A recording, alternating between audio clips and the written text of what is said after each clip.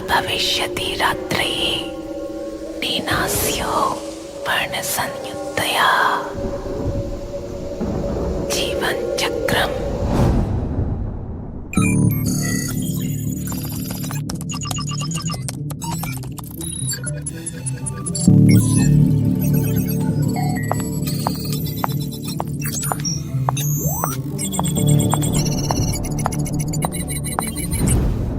Are you sure? तुम्हारी आखिरी team जो इस फील्ड में सर्वे के लिए गई थी, उनके 5 लोग इसी एरिया से गायब हुए थे।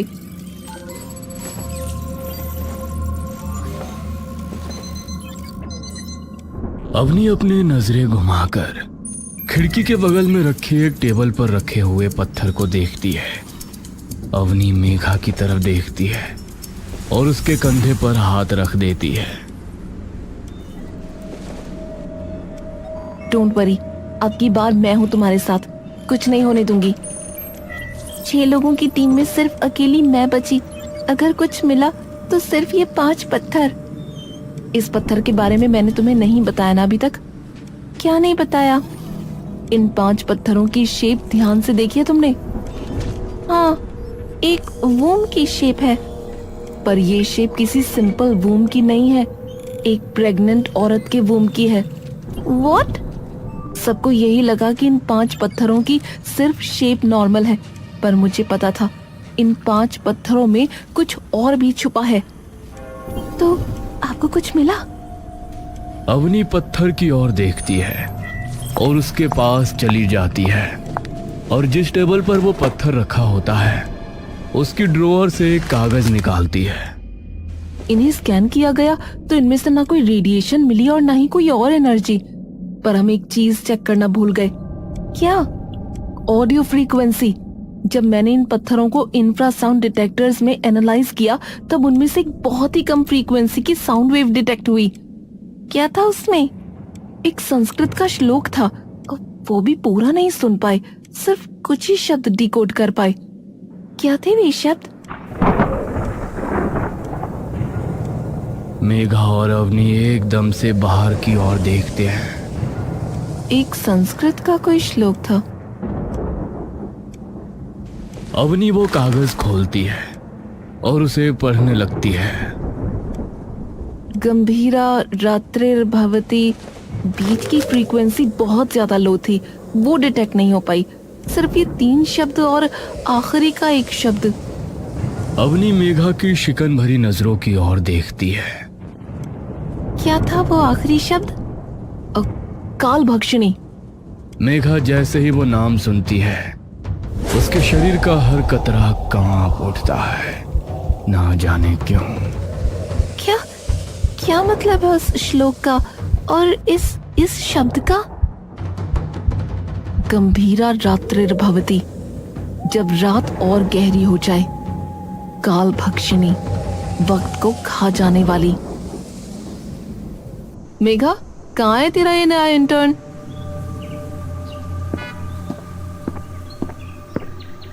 आ गया मैम, आ गया।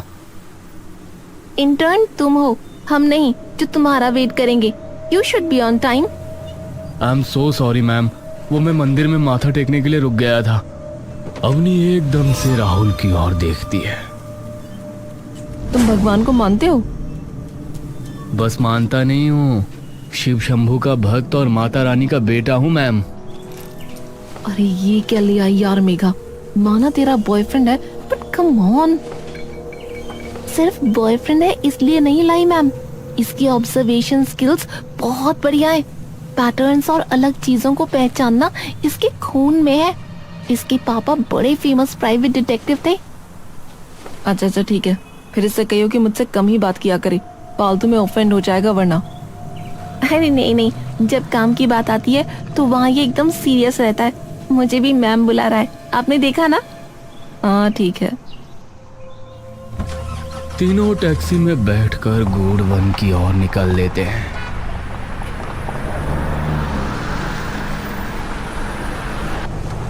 राहुल, एक सवाल पूछूं? जी मैम, पूछिए ना। तुमने यही रिसर्च क्यों ज्वाइन की? तुम तो इतने अच्छे कॉलेज में हो, डॉक्यूमेंट्री तो और किसी चीज पर भी बना सकते हो। बना तो सकता हूँ, पर मेरे लिए ये ज़्यादा इंटरेस्टिंग है क्योंकि इसमें कुछ नया है। क्या पता कोई नई कहानी मिल जाए, क्या पता कोई नई महागाथा मिल जाए, क्या पता कोई नया भगवान मिल जाए। अवनी कुछ देर राहुल को मुस्कुरा कर एक अजीब सी नजरों से देखती रहती है। जुनून है अभी नई चीजों का, कुछ अलग करने का है ना। उम्मीद करती हूँ तुम्हारे मन में हमेशा यही जुनून बना रहे, क्योंकि उम्र का तकाजा ऐसा है कि एक वक्त पर सिर्फ पुरानी बातें याद रहती हैं। राहुल चुपचाप अवनी को देखता रहता है। गाड़ी जंगल के बीचों बीच एक सुनसान सड़क पर आकर रुकती है। तीनों गाड़ी से उतरते हैं। अवनी अपनी जेब से निकालकर कुछ पैसे ड्राइवर को दे देती है। शुक्रिया भैया।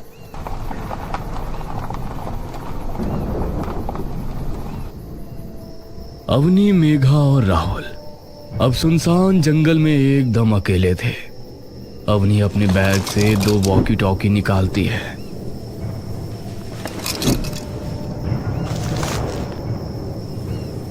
इन्हें अपने पास ही रखना और ज्यादा दूर मत निकल जाना। स्पेशली राहुल, तुमने ये कभी किया नहीं है, इसलिए बता रही हूँ। अवनी, वैसे हम यहाँ सुबह भी तो आ सकते थे ना, फिर अभी क्यों आए? और एक बात मैम, और जो मुझे पूछनी थी, आमतौर पर ऐसे रिसर्च में टीम बहुत बड़ी होती है, लेकिन हमारी टीम में सिर्फ 3 लोग हैं, क्यों? सबसे पहले तो ये कि हम रात को इसलिए आए हैं क्योंकि जैसा कि मैंने तुम्हें बताया, उस पत्थर में से कुछ आवाजें कैप्चर की गईं, जो कि संस्कृत का एक श्लोक था, जिसमें ये कहा गया था कि जब रात और गहरी हो जाएगी तो इसीलिए रात को ही आना चाहती थी मैं। शायद कुछ ऐसा दिख जाए जो हमें दिन में ना दिखे। और तुम्हारे सवाल का जवाब, ये कोई ऑफिशियल रिसर्च नहीं है। जब लास्ट टीम के 5 मेंबर्स नहीं मिले तो इस रिसर्च को बंद कर दिया गया था। सिर्फ मैं और मेघा ही थे जिन्होंने बाद में ये रिसर्च जारी रखी थी, तो इसीलिए। ओह ठीक है। और कुछ? राहुल और मेघा दोनों नाम में गर्दन हिला देते हैं। Alright then. बोलिए शिव शंकर भगवान की। अवनी और मेघा एकदम से अपने होठों पर उंगली रखती हैं। जागरण में नहीं आए तुम। मैम, किसी भी शुभ काम से पहले भगवान को याद कर लेना चाहिए। इससे पहले जो टीम आई थी ना, वो पूजा पाठ ही करके आई थी। राहुल कुछ नहीं बोलता। तीनों आसपास ही रहना, ज्यादा दूर मत जाना। कोई भी ऐसी चीज जो लगे कि अलग है, contain it and capture it. Rahul अपने बैग से अपना हैंडी कैम निकालता है और उसे ऑन कर लेता है।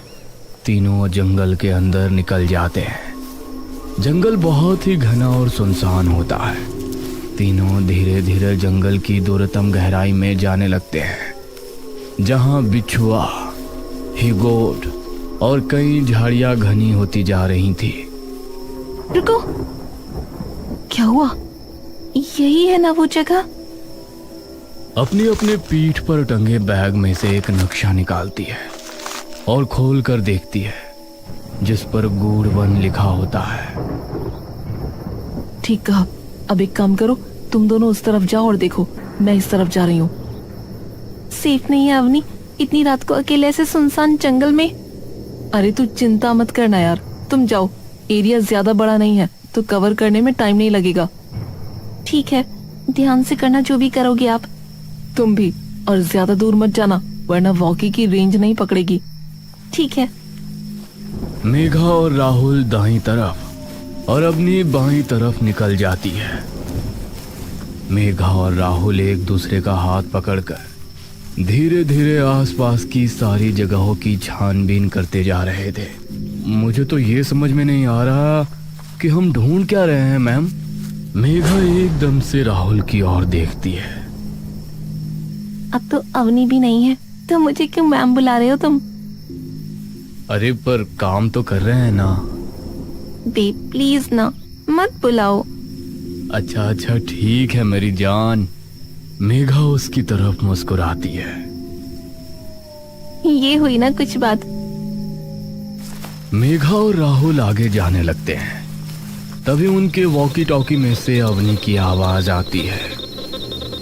Megha, Rahul, do you copy? Megha अपना वॉकी का बटन दबाती है। कॉपी। कुछ दिखा? Not yet. All right, over. तभी मेघा को सामने से दो सफेद परछाइयां एकदम से तेजी से गुजरती हुई दिखती हैं। मेघा गहरी सांस लेकर पीछे हट जाती है। कर्पूर गौरम करुणावतारम संसार सारम भुजगेंद्र हारम।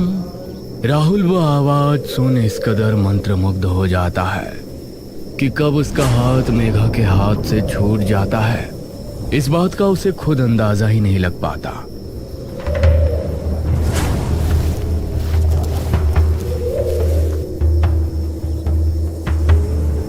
आ जाओ, आओ ना, आओ।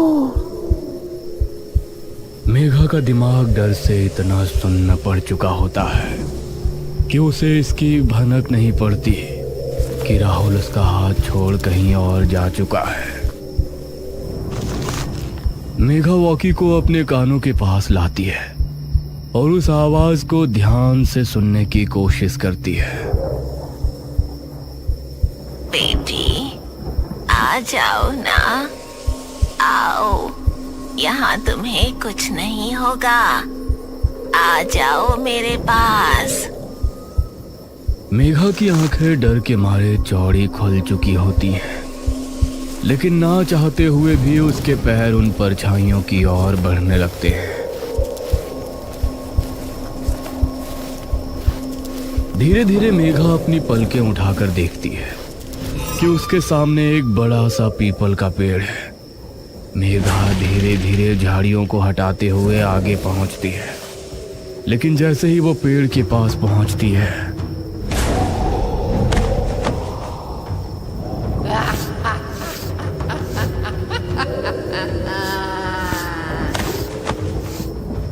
ये मैं कैसे? ये तो मैं हूँ। मेघा कांपती बिखरी सांसों से रोना शुरू कर देती है।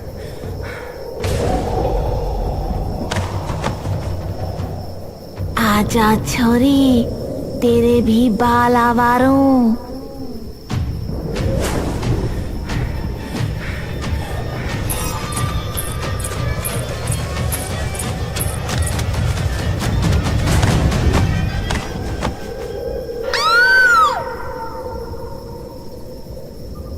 राहुल मंत्र की ओर बिना कुछ सोचे समझे जा रहा होता है कि तभी उसे अपने सामने एक अग्निकुंड दिखता है, जहां एक मर्द औरत के लिबास में कुंड के सामने बैठा है।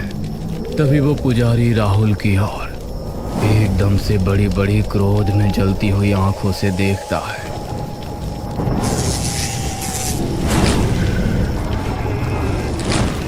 राहुल का शरीर मानो एकदम से बेजान हो जाता है।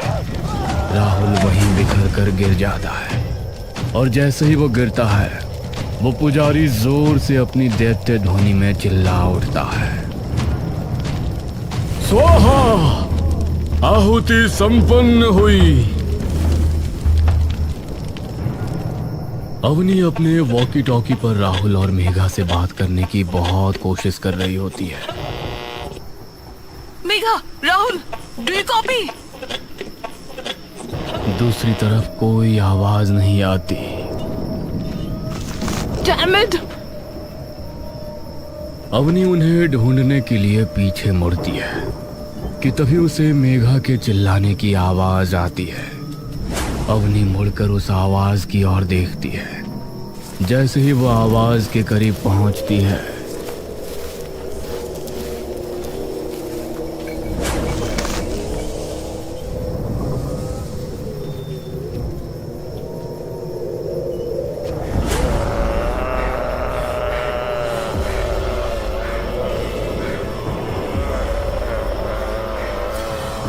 अवनी की आंखों का डर एकदम से विकराल क्रोध में बदल जाता है। अवनी बिना कुछ सोचे समझे सीधे मेघा की ओर दौड़ पड़ती है।